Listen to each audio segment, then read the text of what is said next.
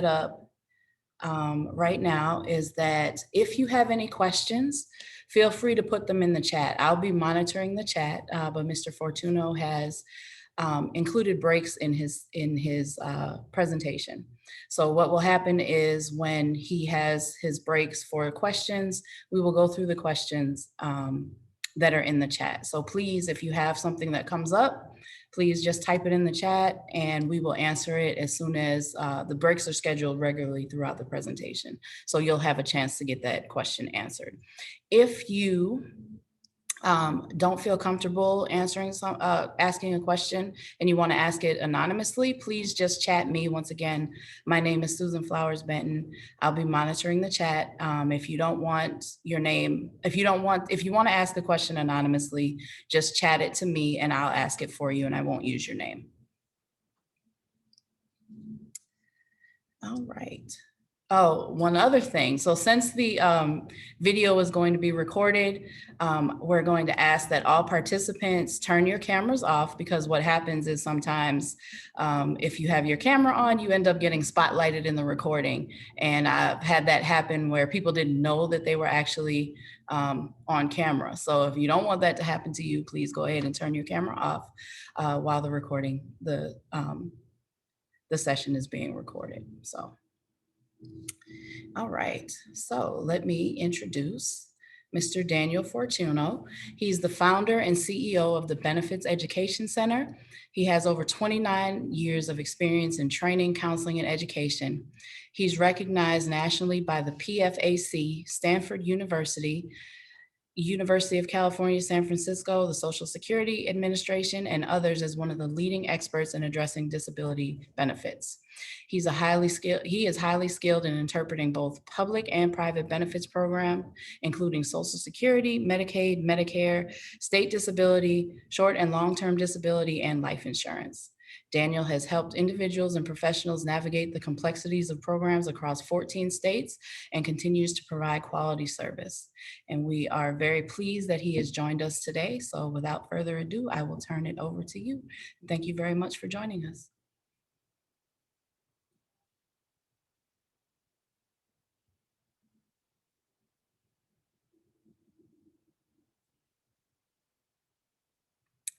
Daniel, you're on mute, sorry.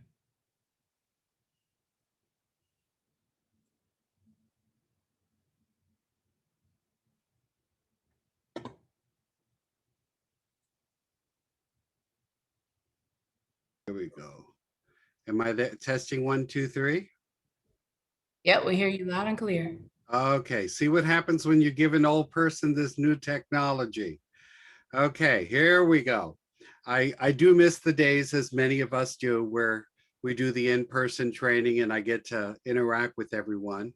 I'm excited to be here, and let's begin. So typically when a person with a disability may come to see you and work with you, you really need to understand where they're at.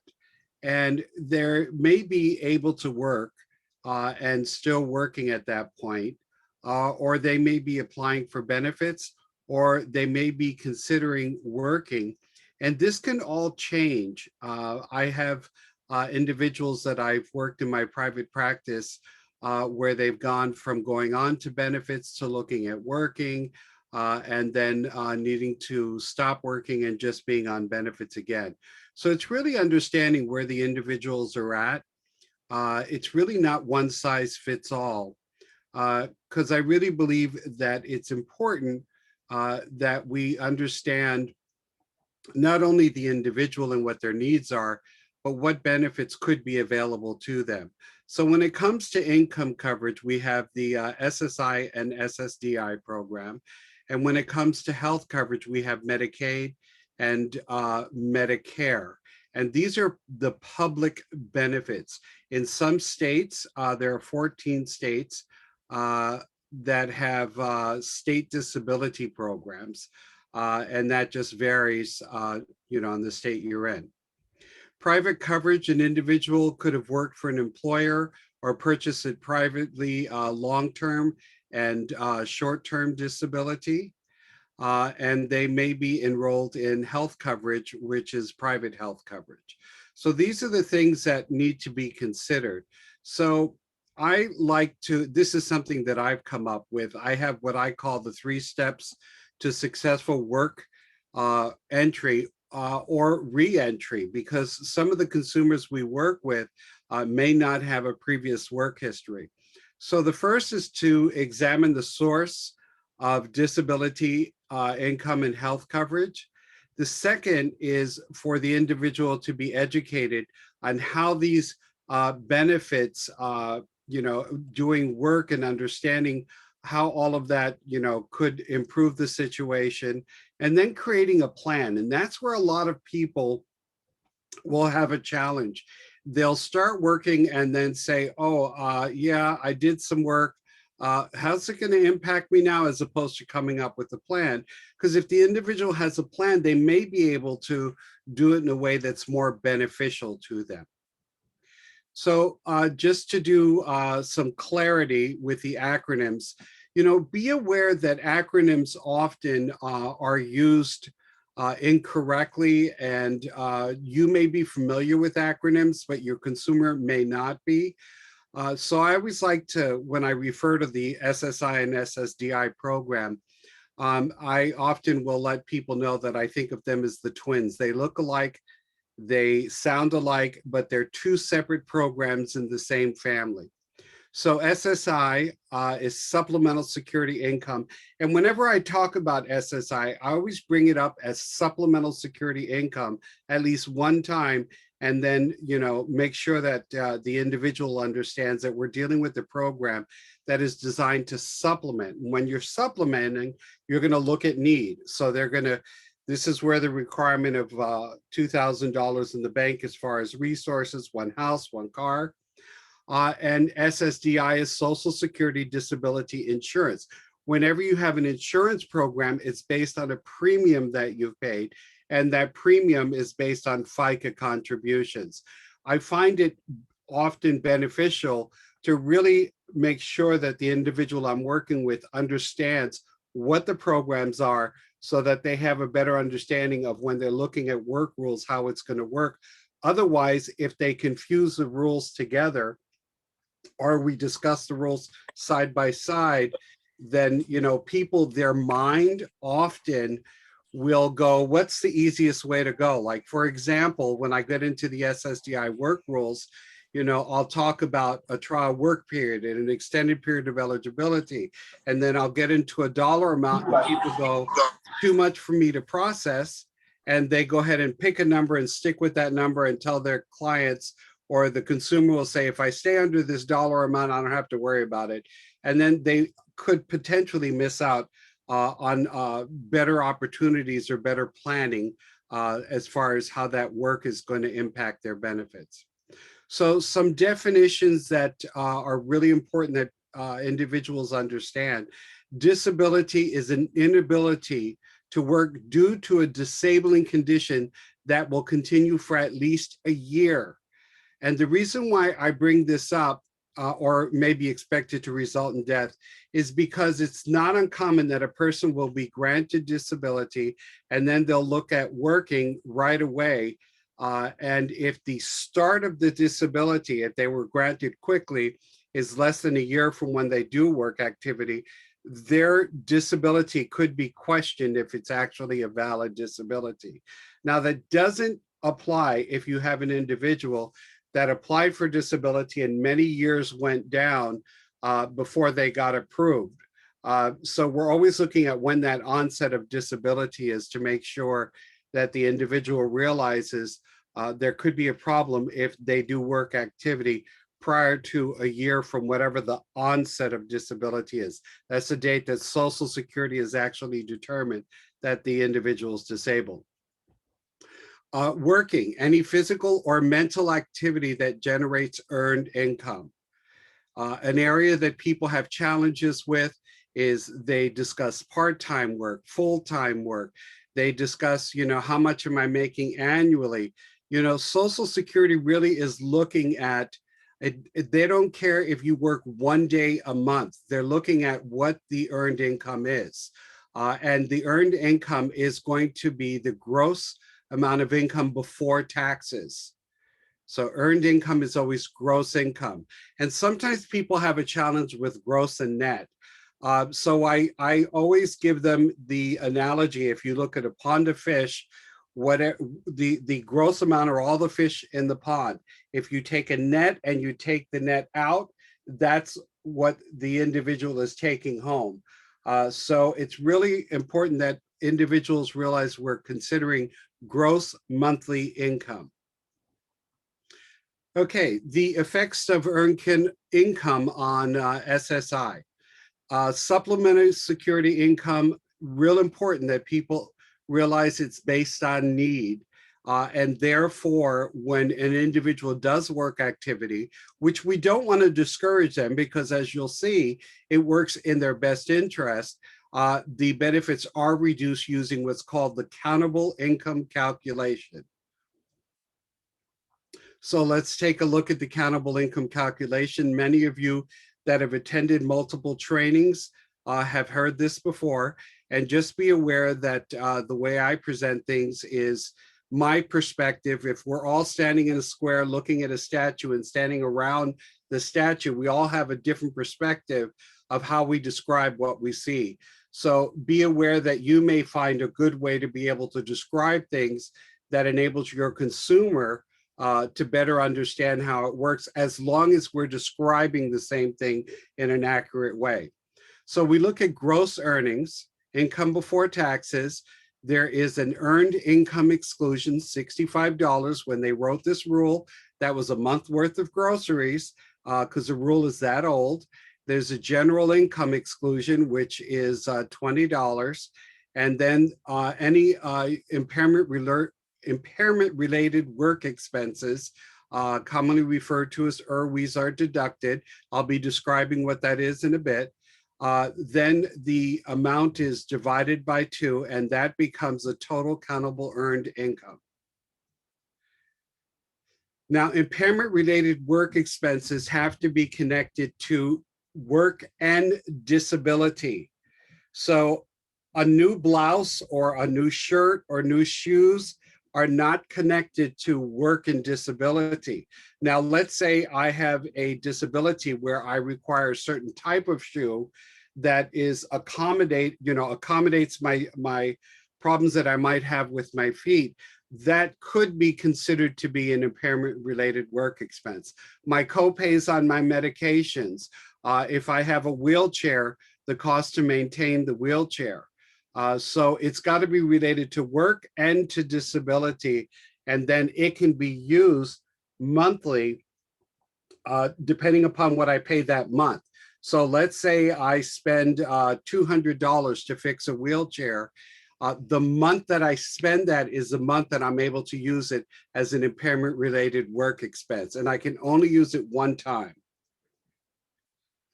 So let's give you an example of an individual who's on SSI, and they have monthly earnings, gross income of $1,000.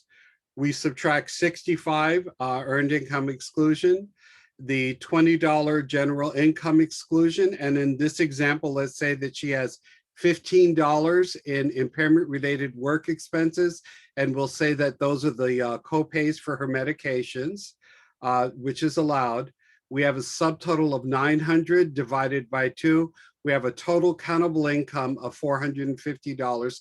Even though she earned $1,000, only $450 are used to reduce her SSI benefit.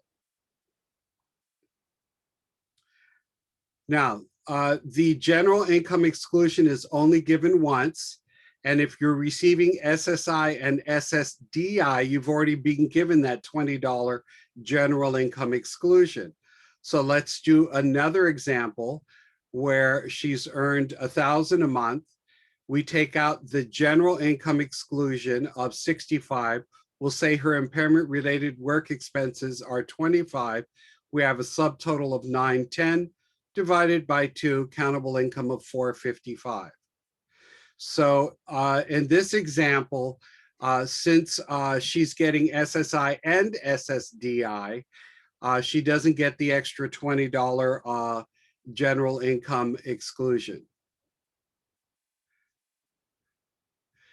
Now, when an individual earns earnings high enough to where when you do the countable income calculation, they hit what's called the break-even point.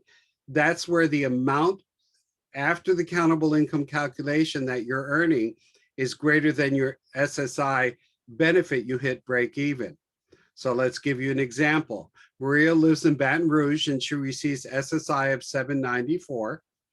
Her earnings from a new job are $2,000 a month. So what we have here is $2,000 a month minus, or my computer just froze. Okay.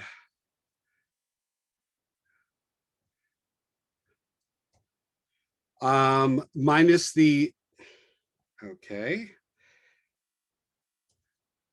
Not sure what's going on here. Okay, minus the $65 earned income exclusion. We have the $20 any income exclusion. We'll say that she doesn't have impairment related work expenses. So now what's occurred is that she has accountable income of $957.50. Okay, I have to figure out what's going on. Here we go. It just started again. I apologize. I'm new to this world of doing stuff online. Okay, so Maria no longer receives SSI cash benefit because her income after the countable income calculation is greater than her SSI benefit. She does not lose her Medicaid coverage because if she continues to meet the SSI, and many of you have heard of this, the 1619B requirements, she's able to keep Medicaid at no cost. And then this is where they look at the annual gross income of the individual. And I've given you Louisiana, which is 32,162. And as an example for another state, New Mexico, it's 33,941. So each state has their own 1619B amount, and that's the gross income that an individual can earn and still qualify for Medicaid at no cost. So that individual is earning enough to where they've lost the SSI benefit as far as the payment, but they still have the benefit of continuing to be on Medicaid. Now, when it comes to the SSI program, the benefit is typically not reduced. And I say typically because they have a 2-month period where whenever the countable income calculation is done for that month, 2 months later is when they're going to reduce the benefit. The reason for this is SSI is paid at the beginning of the month. You do work activity during the month, and you would be in an overpayment situation. So it's 2 months later.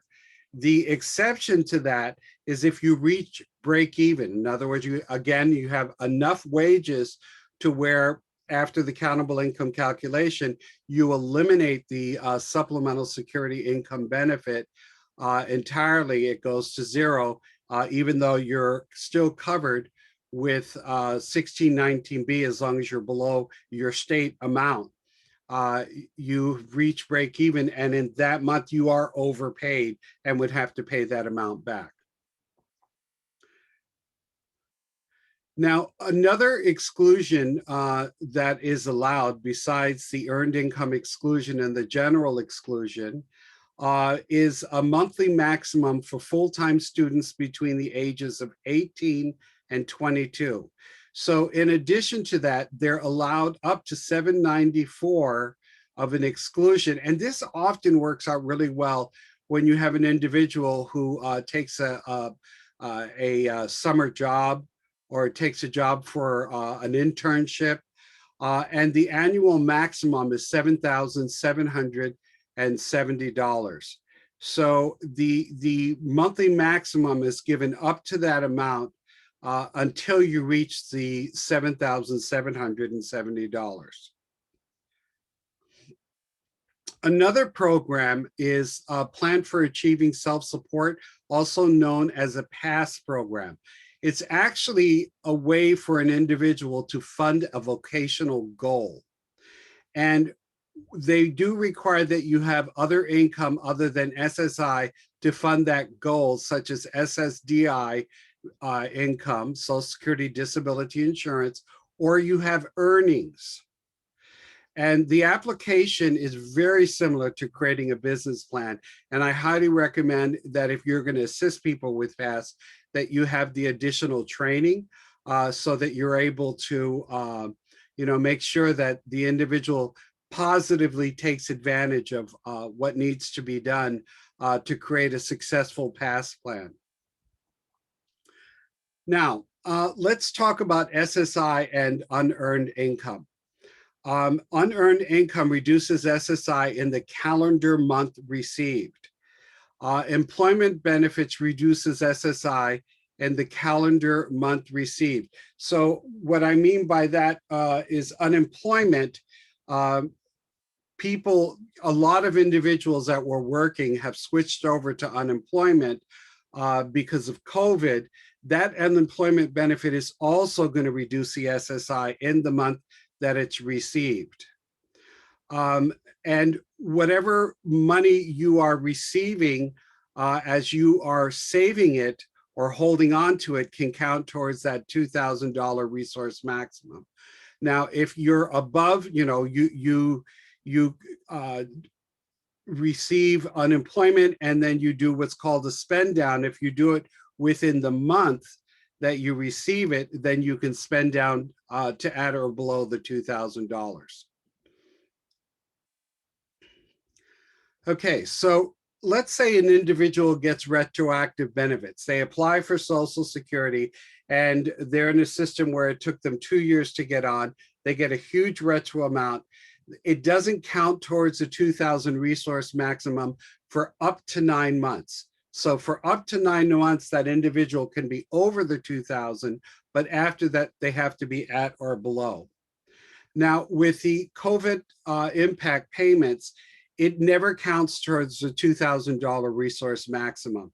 And what I tell people or recommend is that they make sure that they keep track of the whatever benefits they receive if they're going to hold on to it, so that if it's ever questioned. Okay, now I'm going to go ahead and take some questions.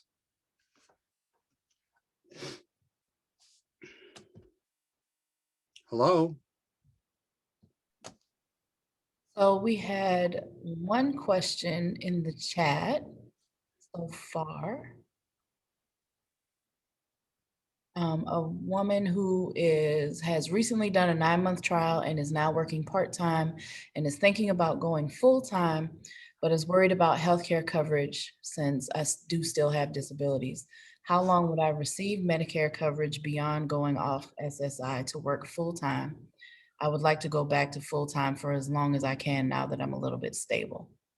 Okay, again, we do not look at full-time, part-time. We're looking at how much, what is the money? What is the gross income that the individual is taking? Now, when you're talking about 9 trial work months, you're talking about SSDI. You're talking about SSDI, Social Security Disability Insurance, where what I've discussed so far is the SSI program. And the SSI is where the linkage automatic to Medicaid goes. And that's where you have 1619B to assist you. So when I get into the 9 trial work months and all of that, the Social Security Disability Insurance doesn't automatically come with Medicaid. Okay, so Medicaid is what an individual either receives automatically because they're SSI eligible, or they've applied for Medicaid separately, and then you have to look at your state's Medicaid system to see what the income max are. Next question. Okay, we have Ms. Ursula Clark would like to ask you a question. You can go ahead and unmute yourself. Good afternoon. I just have one quick question. I don't mind putting myself on Front Street. Okay, so I received my Social Security disability, right? And I also received my retirement through the school board. And I know the school board won't let me go back to teaching school because of the way I retired. I retired through them through disability. Okay.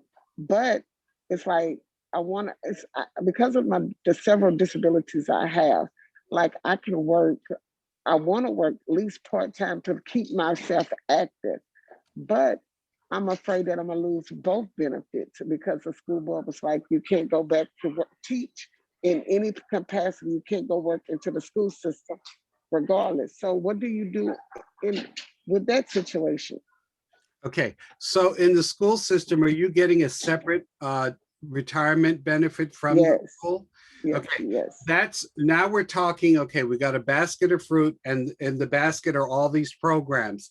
That's a whole different set of rules.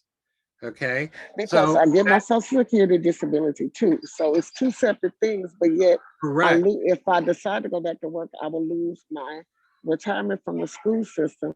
Then I only have that income through social security. But the several disabilities I have, it limits me from doing certain things anyway. So Okay. it's not like I can go back and say, okay, I'm gonna make $1,000 a month, but it's not like that. Okay, so let me explain something that is one of the hardest principles to get when it comes to working in your benefits. Each program operates individually in how they look at work activity. Okay, so that school retirement system is going to have its own set of rules on when you do work activity. Okay, that's its own thing. Now, your SSI benefit or your SSDI benefit, each one is going to have the way that it looks at the wages you make. Again, it is not full-time. It is not part-time. How much are you making? Some people part-time can make $2,000 a month, and some people full-time make $2,000 a month. It really depends on the gross income that you're making. And as I explain the rules, that'll let you know how it's impacted. As I explained, if you're getting SSI, okay, you can make as much as $32,162 annually, not full-time or part-time, we're talking totally, and still keep the Medicaid. So there is no issue of the continued Medicaid. So, I've just discussed SSI. I'm going to get into SSDI. So this is where it's really important that you're verifying what program are you on, how much you getting from SSI, how much are you getting from SSDI, how much are you getting from the school retirement. And then each of them have their own set of rules on how it's impacting. Unfortunately, it's not just one rule. Unfortunately, it's not one explanation. I get to make X amount of dollars and everything is fine. It's never been that way. And that's the hardest part, because benefits are like a dysfunctional family. They do not make any common sense. So, so look at what are you getting from SSI, write it down. What are you getting from SSDI, and what are you getting from the school? And then look up the school to see how it's impacted. I've gone over SSI, and now I'm going to go over SSDI. I hope that helps. Next question, please. Well, I think that you're going to tackle SSDI in the next session. Maybe we should. Correct. Okay, well, I'll ask that at the next question break. Right. And just please be aware that I don't discuss the programs like this. I discuss them independently, so that if you're enrolled in one, then you get the information. If you're enrolled in the other, you have the information. If you're enrolled in both, then you still have the clarity on each of the benefits. Any other questions related to SSI or any of the items that I've discussed? I have one more other question. So my mom receives what you just was talking about, the I. So she could possibly go back to work, work and still receive her benefits, right? Right. And what determines it, if she's on SSI and you're certain she's not on retirement, she's on And she's SSI. on, yeah, she's on SSI. okay, which is supplemental security income, which supplements in Louisiana up to $794. It's a 50 cents on the dollar reduction. You do the countable income calculation. See, it's not, okay, I'm an SSI and I can go to work and work part-time. That's what people get in their head. You have to look at how much money is she going to make? Is she going to make, $50 a month? Is she going to make $300 a month? Is she going to make $2,000 a month? And then you do the countable income calculation to determine how the SSI is impacted.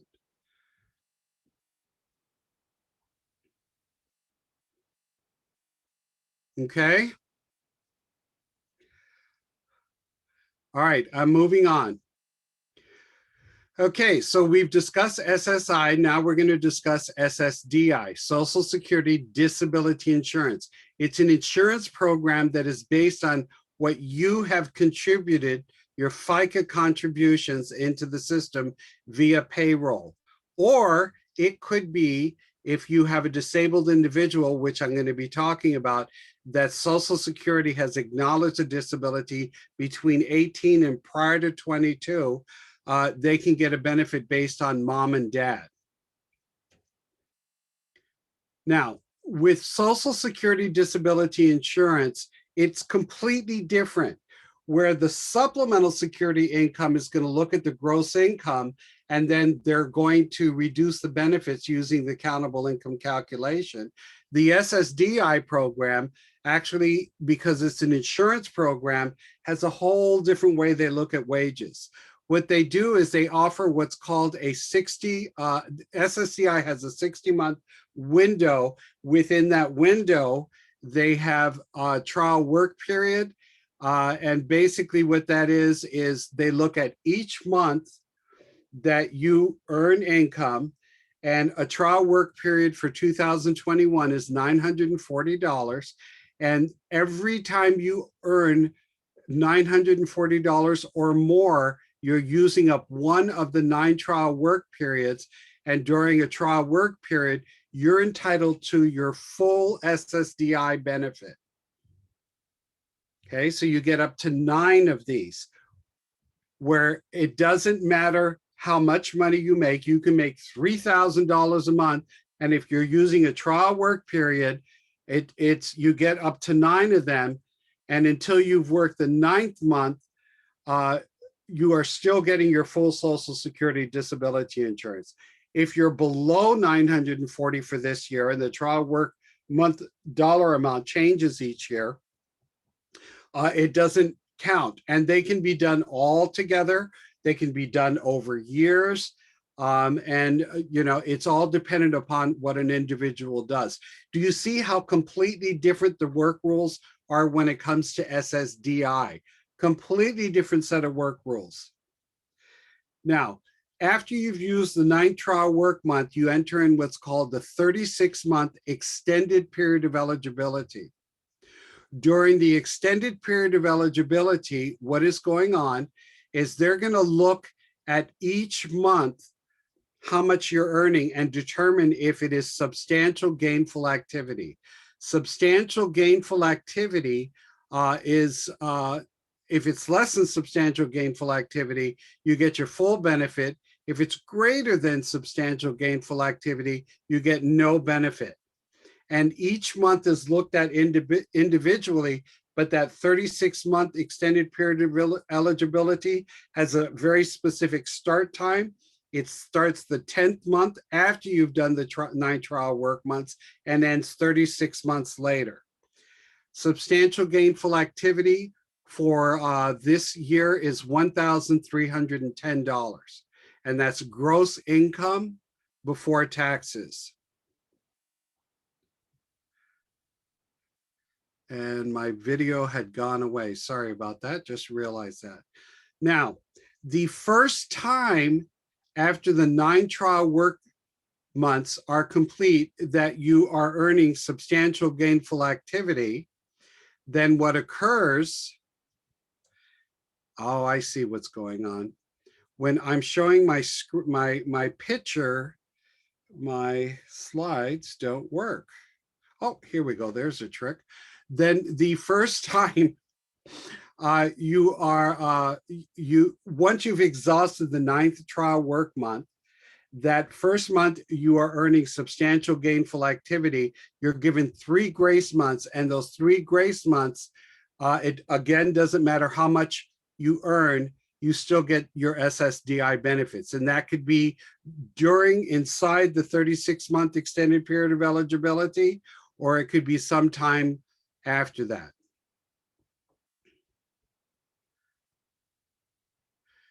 Now, impairment-related work expenses for SSDI are also can also be used. Again, an impairment-related work expenses is you have to make a connection to work and disability for them to qualify. So the impairment-related work expenses can only be used to reduce during the extended period of eligibility. Now, if somebody has been on 12 months of SSI, and you remember we discussed it before, where you're at break even, where your income is so high that you no longer qualify, because after doing the countable income calculation, you're at 0 SSI benefit or SSI benefit, or with SSDI, you're past the 36-month extended period of eligibility, and your wages continue to be at substantial gainful activity. You are allowed up to 5 years where you can go right back on the program without having to do a new application.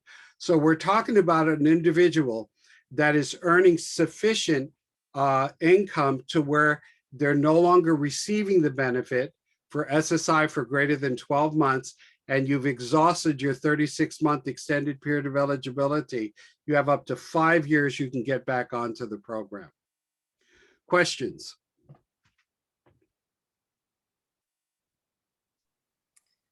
Okay, so the question about SSDI, hold on, I'm going to go back to it. Question about SSDI. If someone is married and their spouse has SSDI, does that spouse continue to get widow's benefits when the spouse passes away? That is a whole different subject that I would have to do research. I've only got about 97% of this stuff memorized. When it comes to spousal benefits, somebody that's eligible, I'd have to do research on that because I don't specialize in that. So give me the question again to make sure that I'm understanding it. Sure. It's if someone is married and their spouse has SSDI, would the spouse continue to get widow's benefits after the spouse passes away? The spouse with SSDI passes away. Yeah, my understanding is basically SSDI is allowing you to access your retirement early. Okay, so your SSDI benefit is your FICA contributions. You're getting it based on disability. So you're basically receiving Social Security early. So any spousal benefits that somebody's entitled to, my understanding would continue. But again, I'd have to do research on it because this is not related to, the majority of what I work in, which is the individual who is eligible for the benefits and how work impacts it. Next question, please.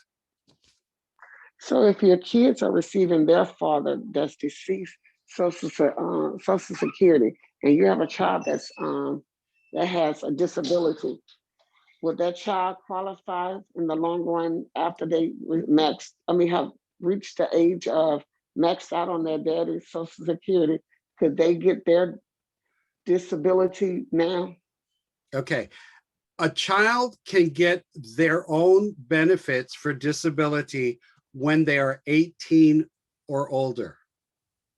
Okay, so a child may get a benefit based on a parent's benefit who is retired or who is deceased.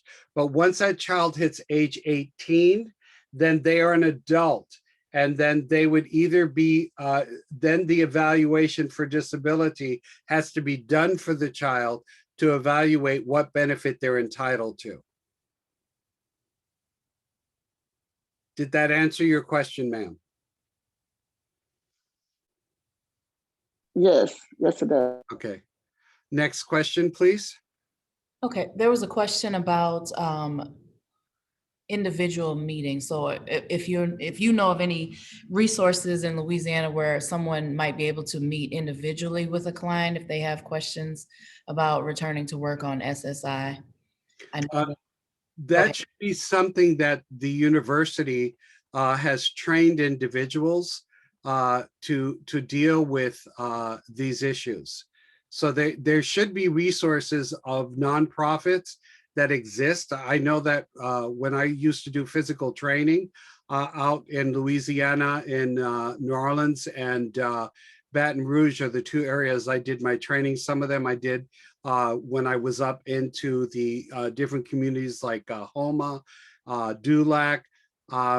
So there are agencies. You would need to look online. Does the university maintain a list of agencies that are getting this training? So we do have one resource that I'll share with the group right now. And it's from LSU Health Sciences Center, and it is a listing of work incentives planning and assistance service areas. So this is the website that has that contact information available. But I thought I'd also bring it to the group because I believe there are some folks that have some experience with benefits planning and working with benefits planners in the group. So if there's anybody that has any other resources, please share them. So be aware that people often use terminology that doesn't logically fit into what we know. A benefits planner, okay? That's a new term of art to describe somebody who specializes in all of these things and who helps people to plan for disability. Work incentives is the term that's always used when they describe the work rules for Social Security. So be aware that you're always going to hear these different terminologies, and there is a learning curve to what the terminologies mean. And I always like to break them down because when we're in the field, it often is, we talk about, work incentives and, the different people who have the different titles, who do the work. So what you're looking for, are people who understand work incentives, which are the work rules that I'm going on, about, that I'm explaining to you all now. Any other questions? That is it so far. Okay, good. We're doing well. Okay, so additional supportive programs and rules. This is actually ties into the previous question where we have that child that had the disability and is when that child turns 18, they could be eligible for child disabled benefits, also referred to as a disabled adult child. And I'm going to be going over work subsidy and special conditions. And then I'm also going to be going over what's called achieving a better life experience, which are called ABLE accounts. So 3 things I'm going to be going over. So childhood disabled beneficiary, also known as disabled adult child. It's not uncommon with Social Security. They can have 2 names for the same program. Think of it this way. A medication has 2 names, the common name and then the name that's used by the professionals. Childhood disabled beneficiary is the term that was used for many, many, many years. And then they became politically correct and then put disabled adult, or excuse me, I just said it reverse. Disabled adult child was the term that was used previously. Then they changed it to be politically correct childhood disabled beneficiary. So know that it's the same program just with 2 different names. So what is that program? That's when an individual is eligible for Social Security disability if Social Security has acknowledged the disability with an onset after the age of 18, but before the age of 22. Now, it's not uncommon that somebody will come to me in my private practice and tell me, well, my child has had X disability since birth. And then I go, great. And now they're 26 years old, and we want to be able to show that their disability existed after 18, before 22. And the evaluation and all the records existed at age 13. And I'm like, we got a problem here, because we have an evaluation that was prior to age 18, and we don't have any clarity or evidence to show that the disability began after 18, before 22. So just because a disability is lifelong does not mean it's going to be acknowledged. You have to have the evidence between 18 and 22 to be able to get this particular benefit. And this benefit is provided to the disabled adult child if he has a parent, he or she has a parent that is retired, disabled according to Social Security, or has died. Disability or retirement, the child would be eligible for an amount that's equal to half of what the parent's benefit is. So if you have somebody getting $2,000 a month, they're on disability, they have a child who's been determined between 18 and 22, where they have acknowledged the onset of disability, they'll be eligible for $1,000 a month from Social Security disability insurance. Upon the death of the individual, they'll be eligible for up to 3/4 of what the parent was receiving. This is a benefit that gets missed out on so much because people do not know to apply for it. It's not uncommon somebody who's 25 years old will apply for SSI, and they don't keep records from the 18 prior to 22, and then the parent dies or they become disabled, and then there's no connection and they lose the ability to access this benefit. So an important note, it's not uncommon for young people to do work activity. And if their work activity before they're eligible for this benefit is greater than SGA, substantial gainful activity, that could mean that they would lose the ability to access this benefit. Now, when the individual actually is on childhood disabled benefits, the work rules of the 9 trial work months, the 36-month extended period of eligibility, all of that applies to them again. Now, special subsidy, special conditions. This is something that's not talked about a lot. It's referred to as a work subsidy. The benefit here is that you hear me constantly talking about SGA, and people are like, oh my God, I've just got to stay below SGA. Well, here's a method for you to be able to stay below SGA, or an individual to be below SGA, and that would be for them to, for example, be able to be eligible for benefits based on a parent's record, or during that 36-month extended period of eligibility for SSDI, if you have a work subsidy, your income can be greater than SGA and you still get your full benefit. So subsidy special conditions, basically the employer may subsidize earnings. Now, these are terms of art. When the employer subsidizes earnings, they're not doing anything other than accommodating you. They're not giving you extra money. So it can be an employer subsidy, a non-specific subsidy, or a special condition. An example is somebody could have a job coach that physically helps them to set up. Well, the value of that job coach can reduce the value of the wages of the individual. So the employer does need to complete a work activity questionnaire, and this can be challenging because employers are like, why am I filling this out? What's the benefit here? It doesn't impact the employer in any negative way if they accommodate the individual, but they address the performance, the productivity, or if there's an unsuccessful work attempt. The real value in everything I've just described is that you can reduce the value of the wages earned when you're looking at SSDI by up to 50%, depending upon the subsidy that the employer provides. So let me give you a quick example. Let's say we have Rita who works at Walmart and she earns $1,500 a month. Well, we know that substantial gainful activity for this year is $1,310. She has a job coach with her daily, and Social Security approves or grants her a subsidy of 50%. So then what happens is only 50% of her earnings are considered, and $750 is below $1,310.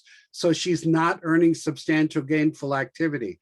This is a method to be able to reduce the value of the wages so that your wages are not considered to be substantial gainful activity. It's something that is not often used, and most people don't realize the benefit of this. Another program that many people are aware of are ABLE accounts, ABLE. ABLE account is about 5 or 6 years ago, they came up with ABLE accounts. It allows an individual, now that $2,000 in the bank for the SSI program, there was a time where that $2,000 was enough for a down payment on a house. You could buy a Toyota Corolla for $2,000 back, when they created this law. $2,000 is not even that much money anymore. So at typical Social Security, it's like a bad remodel. Instead of changing the law for everybody, they create a new law, and the new law allows individuals to have ABLE accounts, and they can save up to $100,000 that is exempt from SSI, Medicaid, and food stamps. And ABLE accounts are non-taxable. The problem is they didn't do it for everybody. They did it for individuals that are certified disability before the age of 26. And that could be because they were on SSI, Social Security disability insurance. They could be the childhood disabled beneficiary. It could be disabled widow or widowers. You also can self-certify with your doctor certifying that you have a disability prior to age 26, or your disability started before age 26. The benefit is the individual in this ABLE account, okay? It's not your checking, it's not your savings, it's a special account that's set aside up to $15,000 annually. Up to $15,000 annually. And if you do work activity, up to $12,760 annually can be set aside. So these rules about, concerns about having more than $2,000 in the bank and hiding money in your mattress, what do I do with it? If you have a disability that can be verified prior to age 26, you open up an ABLE account and you're able to put money in there. I have a lot of families that have, that will have a child with a disability. They open up an ABLE account, and when grandma wants to give them money for their birthday or for Christmas, they just put the money in the ABLE account. Now, the money in the ABLE account must be, when it's used, for the benefit of the designated beneficiary. And you have to have what are considered to be qualified disability expenses. And pretty much the rule, the list of it is really long. And they pretty much, if you can say that it's for the benefit of the individual who has the ABLE, it can be used for it. It doesn't even have to be logical. If the individual wants to go to Walt Disney World and use the money from ABLE to pay for themselves, they can do it. Now, opening an ABLE account can be done in 14 states currently.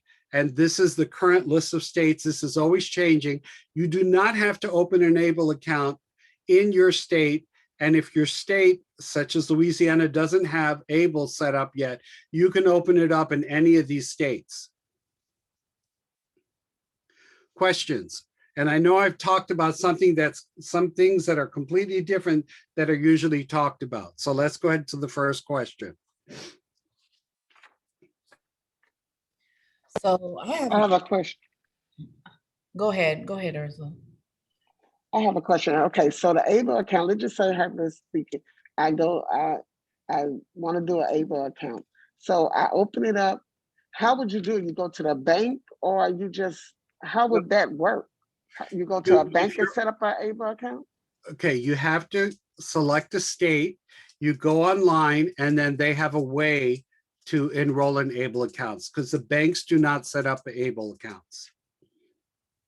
So you saw the list that I provided, this list here. So what you do is you say, okay, I want to open an ABLE account because either I'm opening it up for a child with a disability that has a start date before age 26.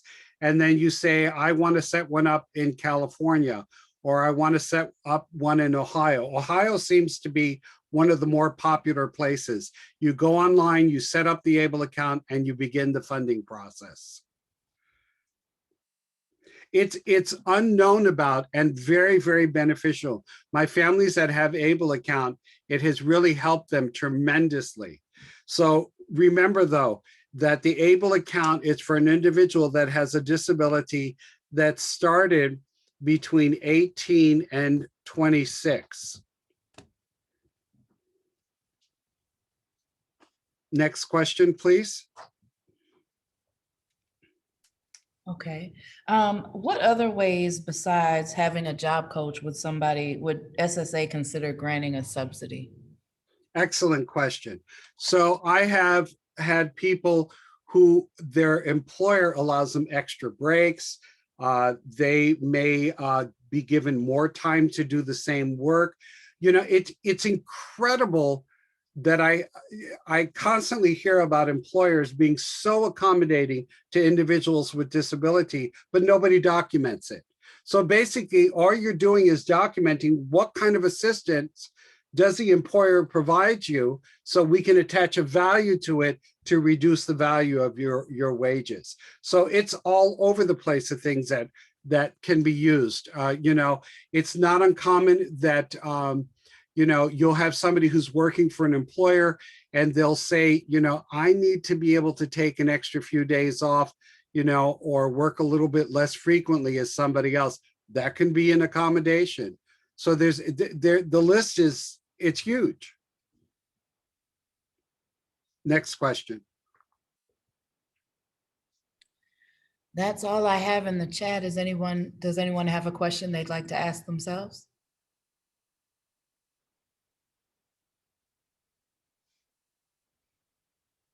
Okay, I'm moving on. Hi, this is Sue. Please. Yes.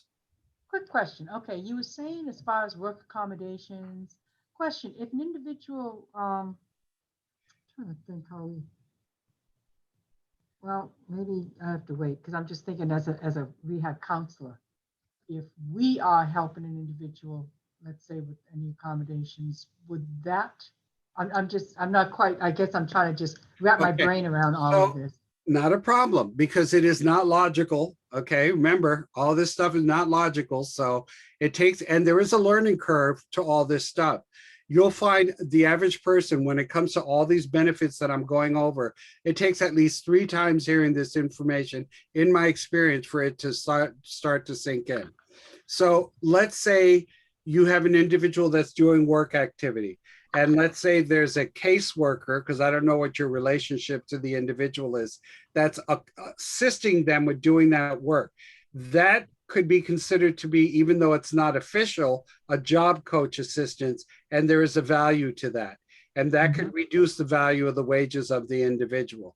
Because remember, what we're doing here, the goal is with the work subsidy is to reduce the value of the wages so that it doesn't, the individual's not at substantial gainful activity. Now, when it comes to SSI, none of this work subsidy has anything to do with it. Okay, so if you're dealing with SSI, this would be somebody on SSDI. Okay. Now I have another question I want to wrap my brain around. You had mentioned about, as far as the disability, that had to be I think what did you say? Well, okay, childhood. Okay, you have an individual who has had the parent says my child's always had this disability, has always been on as a child. Then they turn 18. Okay, then you would Right. say, but they still have that diagnosed disability, but it was prior to 18. So I'm just trying to wrap my brain. Okay. So because they still have it, would they then have to then get reassessed at that time to show, I just want to make sure I'm understanding, to show, yes, they do still have this disability, even though they're 18, it did not go away, though they did have it prior. Then once they have that from an accredited source, then that would show that this individual, yes, still has this disability, even though they're 18, and it's between the 18, and you get it done between 18 and the 22. I hear what you're saying.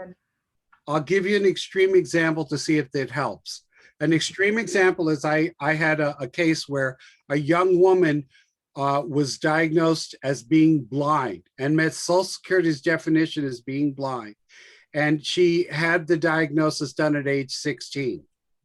Okay. She turned 18 and she had to be retested. Mm-hmm. Blindness doesn't go away. Correct. It need to be recertified as an adult. And that's why I tell parents, when you have a disabled child, please make sure that the medical record are continually updated and tell their truth. That's how I tell people. You make sure your medical record is telling your truth. And truth is not just a diagnosis. This is where people get into challenges. Often medical providers will say, oh, I support your disability. I'll write disabled here and write disabled there. And there's no value to that. Unless the medical record describes the disability and then gives the limitation that the individual has. Because Social Security never grants a benefit based on a diagnosis alone. It bases it on a diagnosis and how the condition manifests itself in the medical record. So it's essential that the medical record, when that individual turns 18, is still telling the details, and the individual, when they turn 18, will be reevaluated, because a person who's under 18, the definition of disability is different than once you turn 18. Okay, all right. That's why I just wanted to have it go over again, just to That's wrap my fine. brain. That's right. What I was thinking, and my brain was going. I need just to thank you so much. You're very welcome. Thank you for the questions. Any more before I move on? Nope, that is it. I just want to point out that Miss Patricia Vetz has posted a link for ABLE in Louisiana. So if you want to check that link out, she has that in the chat. Excellent. Thank you. Okay, so we're going to talk about now impairment-related work expenses, considerations for individuals that are blind or visually impaired, and continuing disability reviews.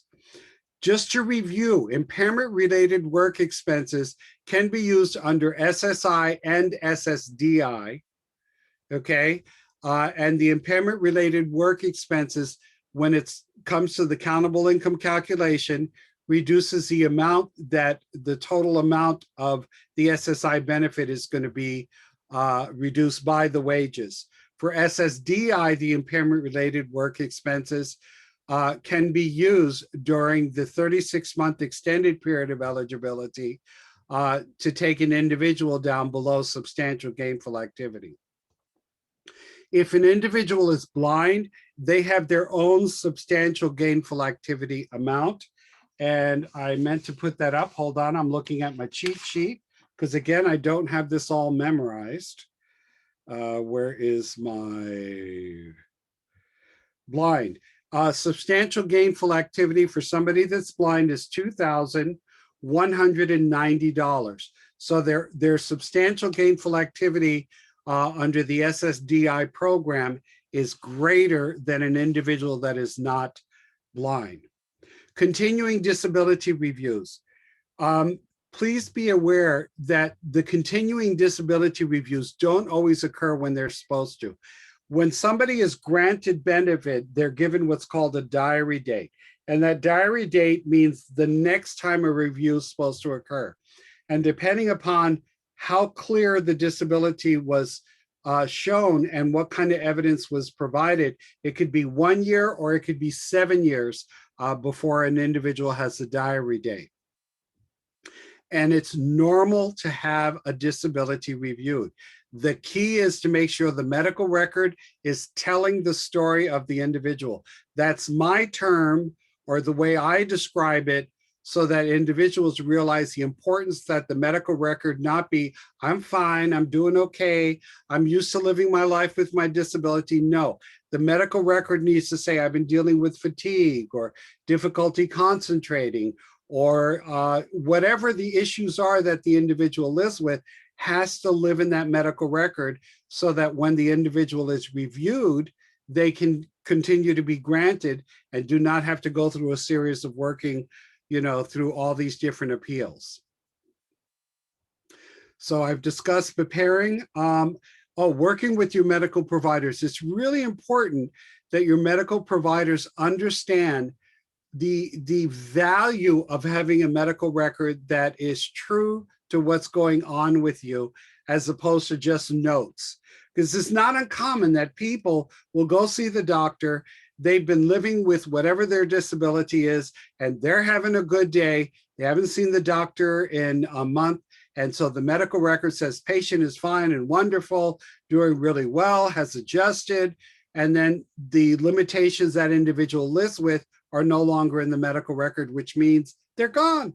So it's really important that your record regularly articulate, or the individual's record regularly shows what's going on with that individual. Now, if you have somebody who's self-employed, we take the annual income and we divide it by 12. And as an example, if somebody is making $24,000 for the year, it's divided by 12.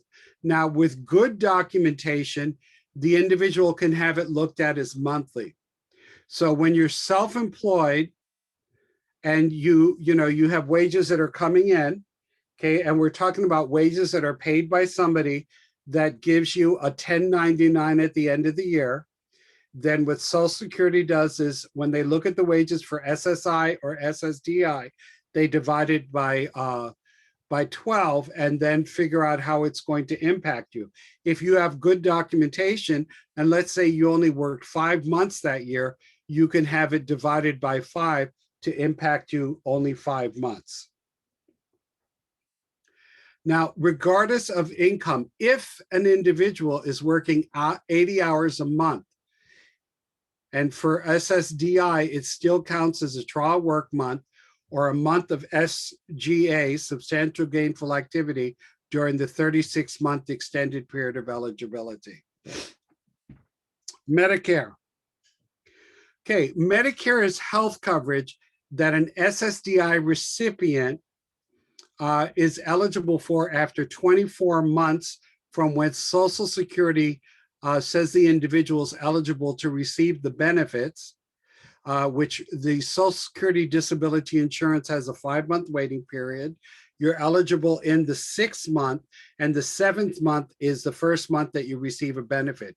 From the 7th month forward, it's 24 months that you're eligible for Medicare coverage. With Medicare, that's the benefit everybody's familiar that seniors are eligible for after age 65. But if you're SSDI, as I just mentioned, you do get Medicare. And you're doing work activity, you get Medicare during the trial work period. So that trial work period, you remember, it could be a month here and a month there and a month there. They don't have to be all at the same time. You get Medicare during the trial work months, plus an additional 8.5 years, Medicare will continue. Okay, let's wrap this up with any more questions that you all may have.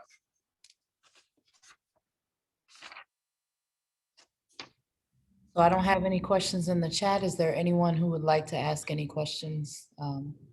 Go ahead and unmute yourself.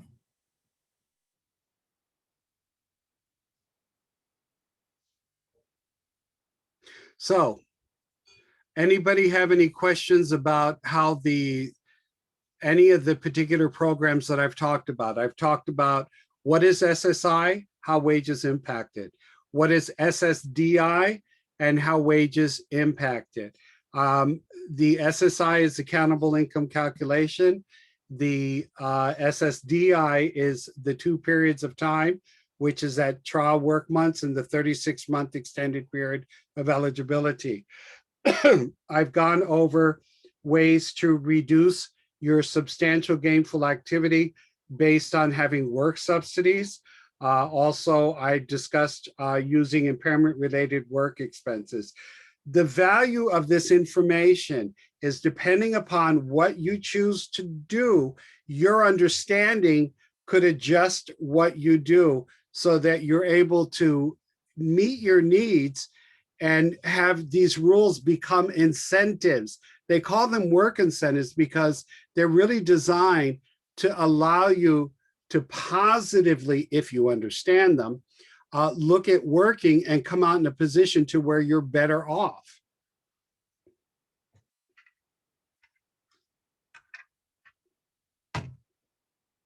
Well, I was hoping that to stimulate some questions. I have a question. This is Yeah. Ursula again. Okay, so what if you are on Social Security disability and you also work at the lake and you're full-time, but your disability, it's a rare disease and it causes multiple issues. And sometimes you have to take off for a couple of weeks. Sometimes you have to take off, here and there. So will that subtract from those months or give you, how would that work? Because I think it's like every 2 weeks you get paid, they just say $1,000. So because I have a disability and it's an ongoing disability, and you're about to have brain surgery, and you're gonna have to stop working for a couple of months. So how would that impact your income, your Social Security disability income? Okay, so it depends. Have you used up your trial work months already? I don't know. That's something you need to find out because that'll tell you where you're at. So one thing that I didn't bring up that you can request from Social Security, it's called a BPQY. It stands for Benefits Planning Query. And if you ask Social Security for a BPQY, it's kind of like a report showing what your earnings are and what benefits you're on and how each has been calculated. It really is beneficial to do a BPQY if you're not clear where you're at in the system. Because the reason I asked you if you've done your trial work months, because that makes all the difference in the world. If you've not earned enough to have your trial work months, if you're in your extended period of eligibility under SSDI, they're looking to see if you're at SGA or not. If you stop working and you're in that 36-month extended period of eligibility, just because you stop working doesn't start the stop and start time of that. You could be outside of that, you could be in that. If you're in it, you make SGA, you don't get a benefit that month. If you're out of it and you make SGA, then what occurs is that you're off the program and you have to do an application, not as complicated as it was initially to get on, but you have to do an application, which is called expedited reinstatement to get back on. So I would highly recommend that you do a benefits planning query so that you understand exactly where you're at.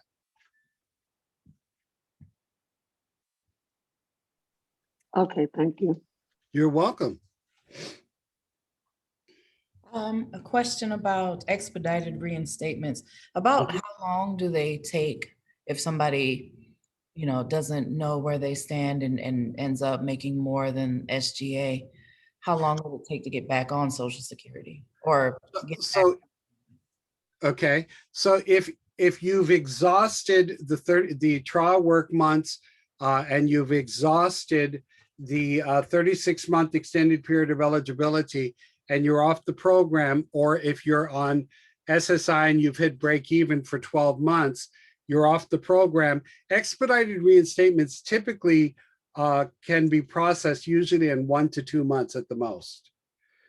It's just you need to make sure that the Social Security office knows that you're requesting expedited reinstatement and you have 5 years to do expedited reinstatement. Because after 5 years, you have to do a whole new application.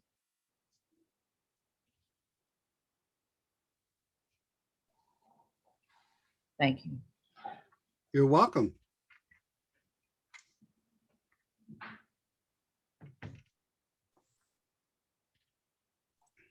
Hi, Daniel. Yes. This is Patricia.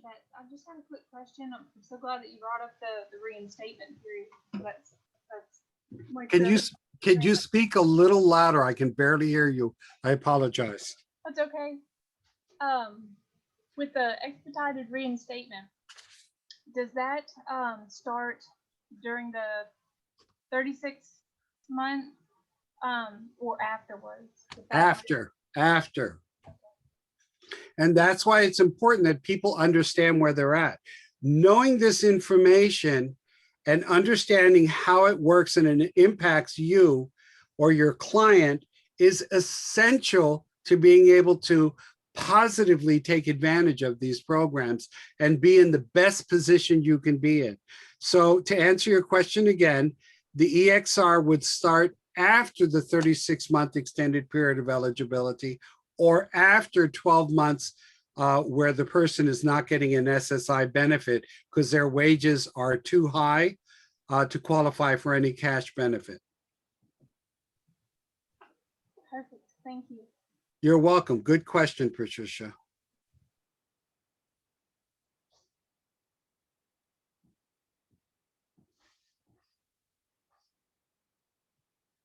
Any part of this that anyone wants me to go over again or just explain again that you need clarity on? That's what I'm here for.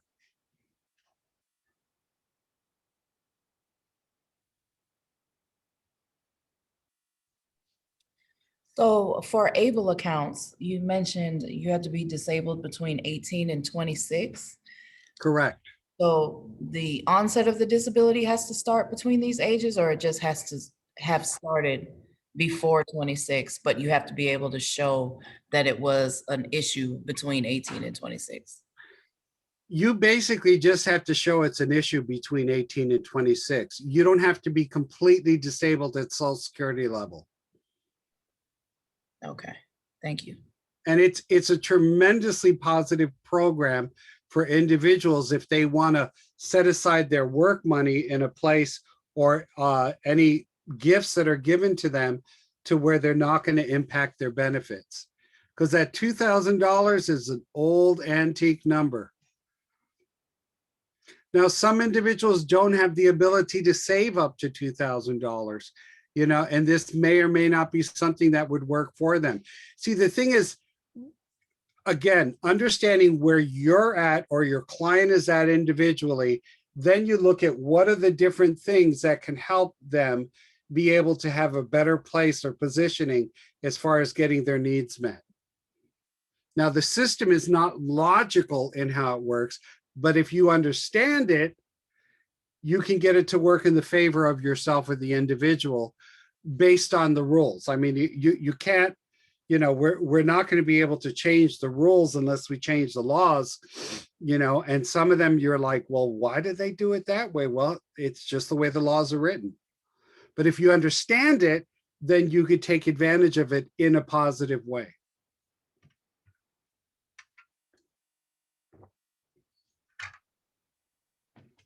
Right. And I know you said that you don't, excuse me, for ABLE accounts, you don't necessarily have to, I'm sorry. You don't necessarily have to live in the state in which you open it is. Is there Correct. a benefit to one state over another, or they all have similar programs? They're all different in how they administer the programs. They're all different in how they administer them. They're not done through a bank, so your banks are not going to know what an ABLE account is. You have to go access them either by calling or going online. Going online is the best way to do it. Takes about 20 minutes to set up Enable, excuse me.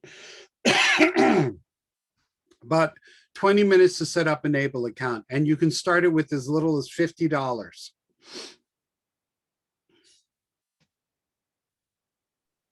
Oh, wow.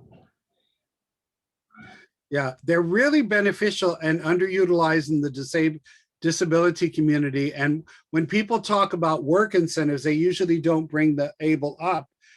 But I bring it up because they allow a certain amount, about $27,000, or not $27,000, $17,000 additional that you can add to the pot from wages. And that's where, to me, there's a connection.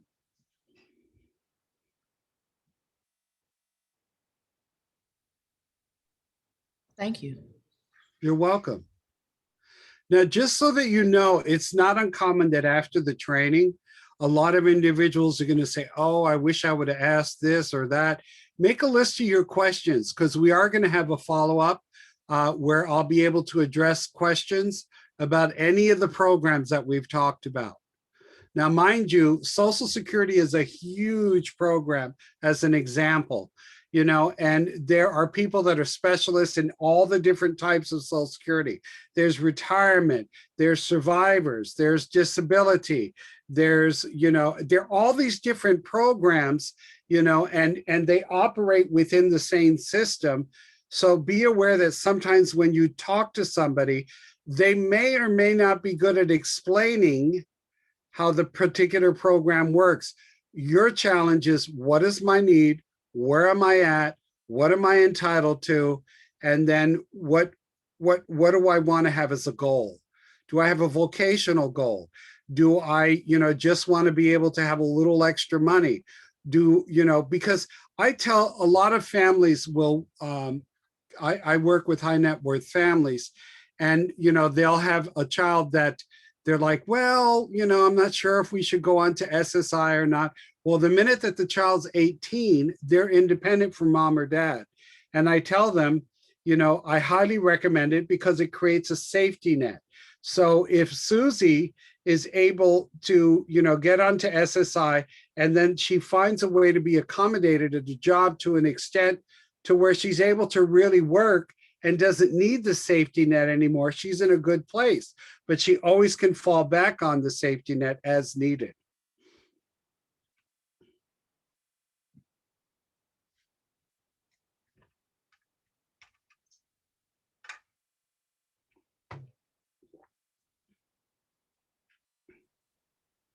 Questions? I built it all this time for questions. I think there's so much information. It might just be so much to take in, and people are still processing. And that's fine. Mhm. Because you have enlightened me, so I'm sitting here just trying to put it all together. Right. And so what I would recommend for you to put it all together, write out, where are you at? What are you receiving? And then look at each of the programs individually based on what I've explained. And then what is your goal? Do you have a goal? You know, a vocational goal? You know, is it to supplement your income? Is it that you found a way to be able to work that accommodates your disability? What is the, you know, what are you dealing with, and how can you benefit from this information? And that could take a while. That could take a while for you to sit and figure it out. And that's where working with an agency that's local to you, that understands these rules, and are able to go over them with you. Now, please be aware that depending upon who you work with, they may be real good at understanding this, they may be good at explaining it, or they may still be learning themselves. And that's another part of the challenge that we have with this information, is that there's so many different people that, you know, are in the community responsible to assist with this, and may or may not be good at being able to explain what the options are. And that's part of what we're trying to do in Louisiana by doing these trainings, to make sure that the service providers and the community are aware of how this all works. So we had another question in the chat. So money in an ABLE account is not counted as a resource when applying for SSI? Nope, it's disregarded.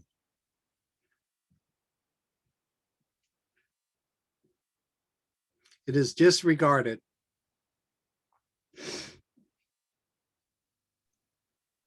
I have an example of a family where grandma gave the child $10,000 and the child's going to be turning 18. We open up an ABLE account, put the money in the ABLE account, now it's exempt. And then the child has the ability to access the ABLE as needed.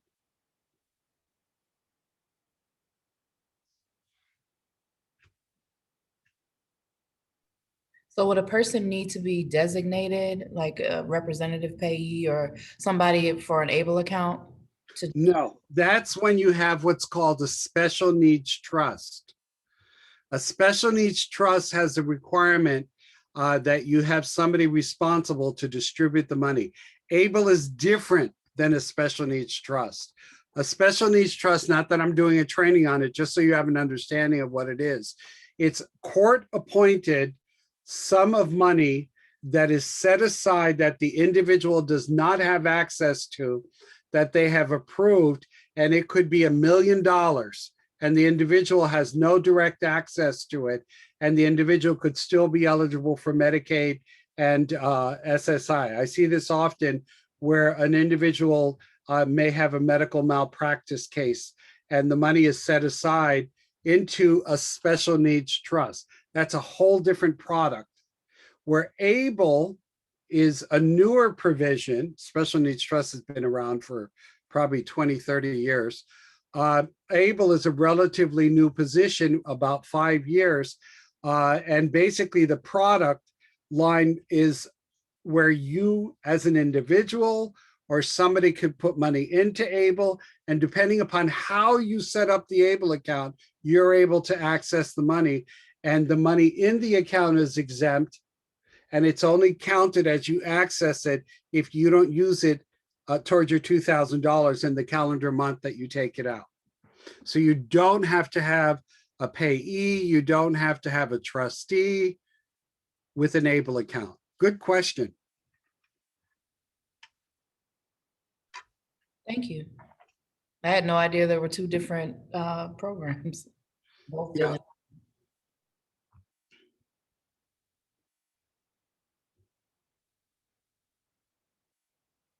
There's so many nuances to how this works, and it just takes a while to understand them all. And there's a whole nother world, the whole nother world of survivors and retirement. I don't specialize in that, although sometimes I'm able to do research or figure out how it intersects with, what I do specialize in.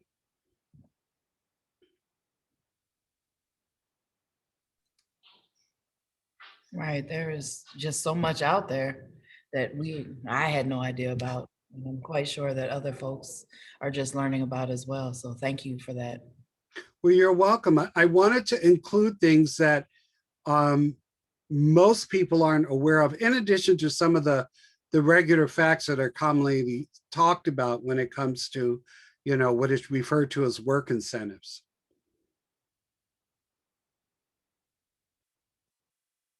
Any questions about the stimulus check? Was that clear? Whenever somebody gets a stimulus check, the COVID stimulus, it's exempt. You can hold on to it until the law changes. So if you've got, $1,700 in the bank and you get a stimulus check for $1,000, that $1,000 is exempt, whatever stimulus amount you're entitled to.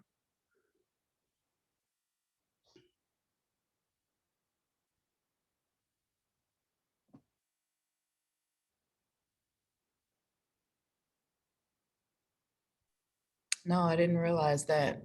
So they can just have that in there and that's disregarded as well. Correct. Okay. Start an ABLE account with that, maybe, If you have a disability before what age? before 26, between 18 and All 20. right, between 18 and 26. 1826.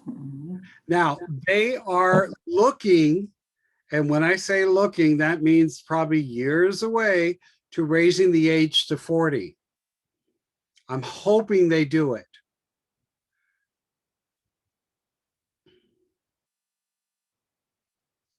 The reason why some of these laws even come about like ABLE is because there's a particular disability community that says we have a problem, and then they fight, and then they get a law established, and then the law often will only benefit that particular group of people. And what they're trying to do with ABLE is expand who they assist, hopefully.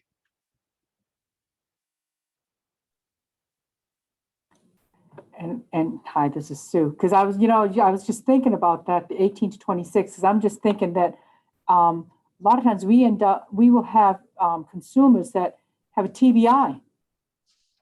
Okay, that it's a disability, it's sometimes severe enough, but it might have been after 26. It could have been, it could be something, car accident later on, but some of these things where it's 18 to 26, then that, and it also doesn't fit in at birth.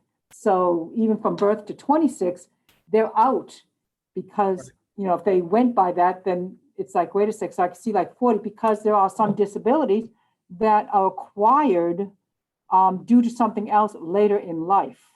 But it is still a disability, and they do need the help, and they do want to, so I can see that, because I'm thinking, I just dawned on me, I'm thinking of TBI, different things like that. Yeah, it's unfortunate that ABLE was not written for anybody with a disability. But if you have a consumer that does meet, the prior to age 26 disability, it's another tool, that could assist them. Now, depending on the severity of the TBI, would that be something that a special needs trust might cover? Correct. So let's say you have somebody who wins a suit and they get $30,000. Well, that's too much money to put in an Enable account to begin with. Enable would not be the correct place to put it. That would be where you would find a special needs trust attorney in your area who understands and is able to specifically handle setting up a special needs trust. That is a complicated, expensive process, setting up a special needs trust. And typically, in my experience, it's usually people that have, greater than $50,000 that they need to set aside in a special needs trust. Because anything underneath that or less than that, setting up the trust, depending upon who you work with, could be a lot of money. It could be as high as, $10,000 to set up a special needs trust. Okay.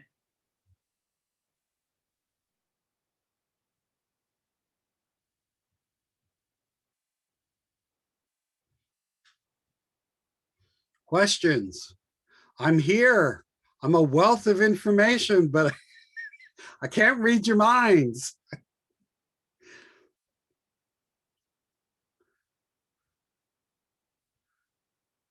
Anything that I've talked about previously that any of you all would like clarity on?